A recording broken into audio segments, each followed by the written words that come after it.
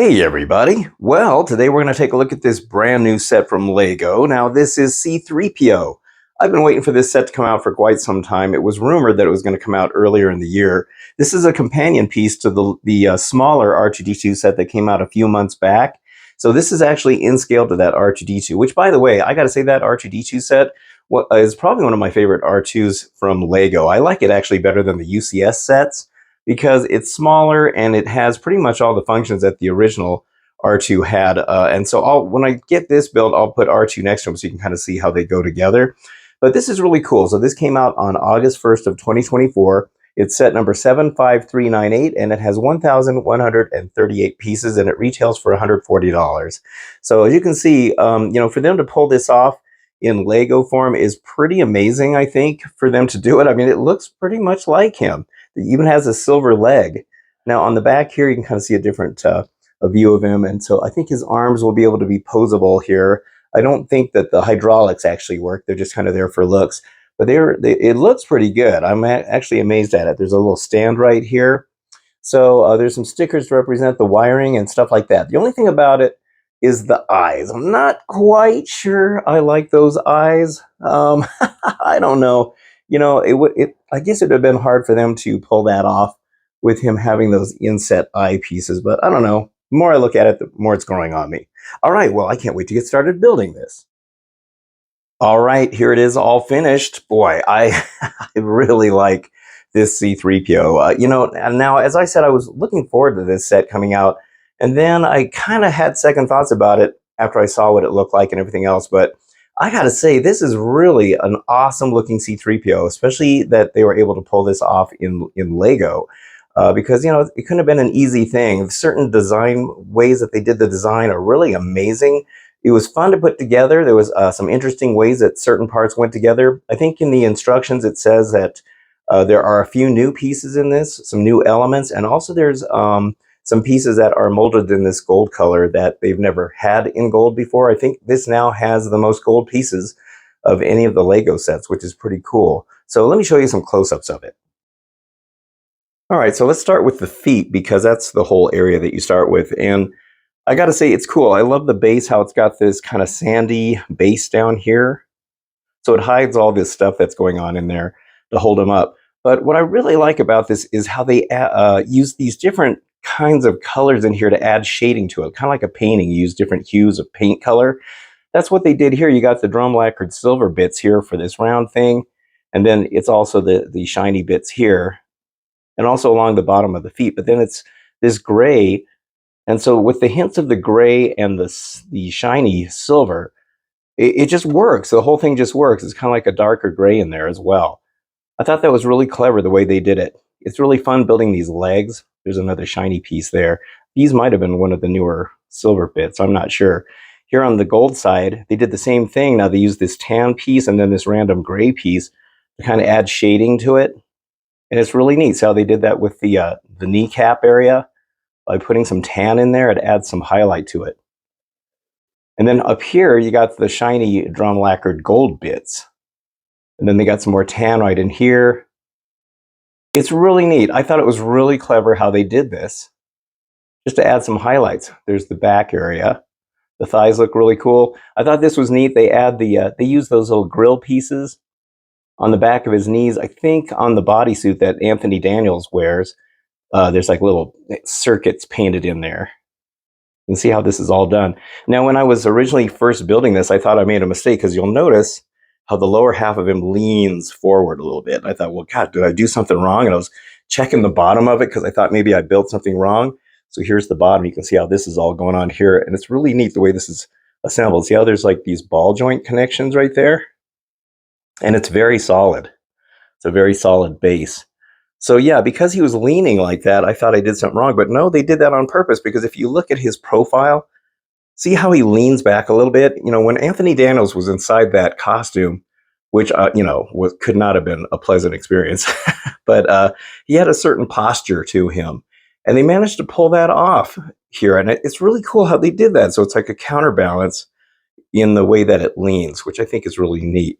Now here in the hip area, you can see the circuitry in the mid area. Those are all done with stickers, which I kind of wish they were prints or something like that. I mean, it looks fine. It looks cool, and I like how it goes all the way around. Now, he doesn't pivot at the hip or anything like that, so it's a solid connection there. On the back here, I like that little box thing that he has on the back. I always figured that was like his battery pack or something. Once again, you can see how they, put these little bits of the tan in there to kind of make some highlights, which I think is really cool how they do that. There's some silver in there where his arms are connected, the shoulder area, more random bits of tan. It's just really, really neat the way they did it.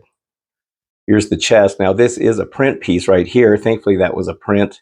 And also the little chest detail, that's a print as well. Very cool.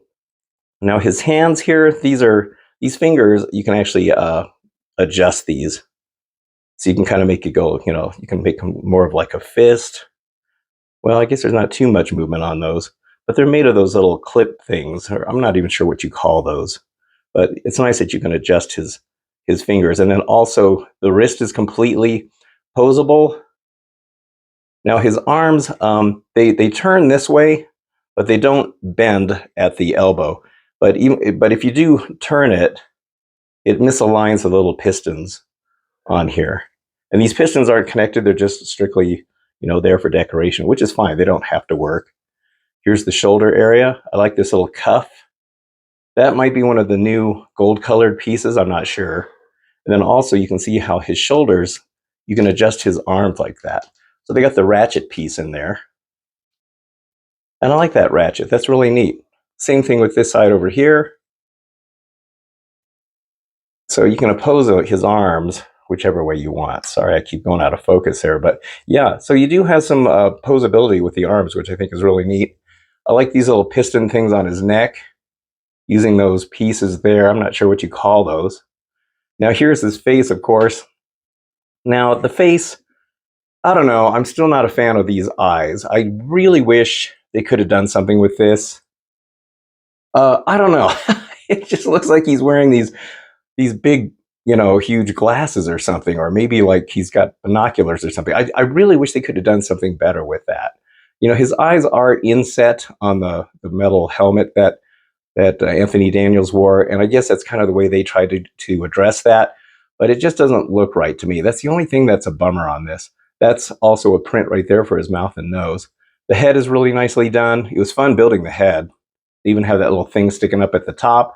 Once again, they're using shades of gray in there and shiny gold bits to kind of add to the highlights, which I think is really cool. They even added that little neck bolt right there. I mean, it's really cool. It's really cool. I like the way they did the neck. And then his head can turn, so you can turn his head. And it's also very smooth. So yeah, I really like this. This is so, so cool. And I think that's it for his articulation, but he looks really good. I'm really impressed with the way this turns out. Okay, let me show you what he looks like with R2-D2. All right, so here he is with R2-D2. Now, I really love that they are scaled to each other. I mean, this looks really, really cool. Even with 3PO standing on that stand, it still looks really good. Now, this came out about, this R2 came out about 4 or 5 months ago. I don't even remember, but I gotta say, I really like this R2-D2. I still wish they would have had a specialized dome piece for his head, and maybe they'll do that on a future one. But this R2, I think, for me personally, is better than the UCS scale ones. Those things are just too big. I have both the old one and the newer one, and I'll probably end up getting rid of those bigger ones and keep this. I might even buy another one of these just because I like it so much. And you guys know how much I love R2-D2 and robots in general, so this was a no-brainer. But I love that they are in scale. Now, if you want, you can change 3PO's arm. Let me see if I can do this. You pull this out, and then you turn this way, this little connector bit right here, and then you put it back on, like, let's see, where's the post in here, like this. See if I can get it on here. All right, and so now you can put R2 next to him, like this, and then I guess you can try to scoot it back a little bit, and then maybe lower his arm so it looks like, how you always see these two together, and oftentimes 3PO has his hand on R2's head or something like that. So there you can kind of, I don't know if you can kind of get it just right. Let's see if I can do that. So Anyway, kind of like that. But I think that's how I'm going to pose these guys, because you see so many pictures of these two together. I mean, they're best buddies. So, I think it's really neat how they were able to do that. So in the instructions on the very end, they tell you how to do that. It's very simple. You just pull it out, turn it like a quarter turn towards like the palm part of his arm, and then you put it back in there, and it makes his arm extend in that manner. You can even turn it more like this if you want.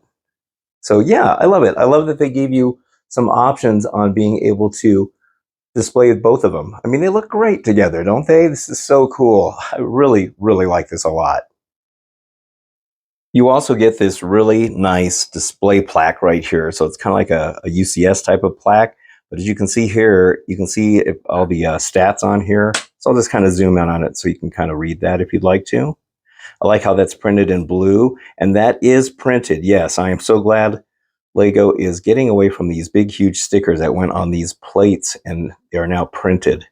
And they got rid of that weird mold mark in the middle too. So they definitely fixed these up, and I'm really glad. So good to see them doing that. Now you also get the C-3PO figure. Now this was exclusive only to the UCS land speeder set originally. That was the only way you could get this particular C-3PO, but now you can get them in this set too. So that might upset some collectors who prefer that some minifigures stay exclusive to certain sets, but I don't know. This is just another way of getting it. I guess I'm kind of half and half on that whole thing, but you can see he's got side printing on the leg. He's got the silver leg. He's got arm printing, which is really nice. And here's the back of him. So if you haven't been able to get this figure because you never got the UCS land speeder, you can now get this figure in this set. And then you also get the 25th anniversary tile here. I'm not sure what you call it. It's a big brick piece. Put a smooth piece here on the top of the tile. But I love this. This is very neat. And you've gotten these in several different sets, but I like it. I like that they do this. So just an extra little goodie that you get with this set. So there he is, C-3PO from Lego. This set just came out on August 1st of 2024. They were already sold out at the Lego store where I'm at. I think they probably sold out in the first 3 hours. I think the website still has them. He retails for $140. So yeah, I think this is great. If you have the little R2D2, you gotta have 3PO. You just gotta have these two both. I mean, they look great together. I thought that was a really good idea for Lego to come out with these two, and also in this size. I think this size is perfect for a lot of people because I haven't been buying a whole lot of Lego lately because I just don't have the space for it, especially those big, huge sets. I've learned my lesson on those. I try not to get too enticed by the hype of those sets coming out. And, if I don't have the room, I don't have the room. And I end up taking them apart later and regretting that I buy them.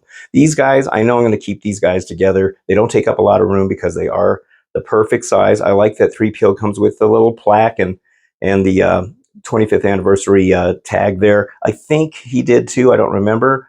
And so, yeah, and he's still available. R2D2 is still available, so you can get them both. But yeah, this is great. So $140 is what that retails for.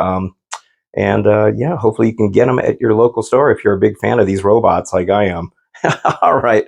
Well, that's it for this video. I hope you enjoyed it. And if you did, don't forget to hit the like and subscribe buttons. I'd very much appreciate it. And until the next time, I'll see you on the next video. So thank you so much for watching and have a good one.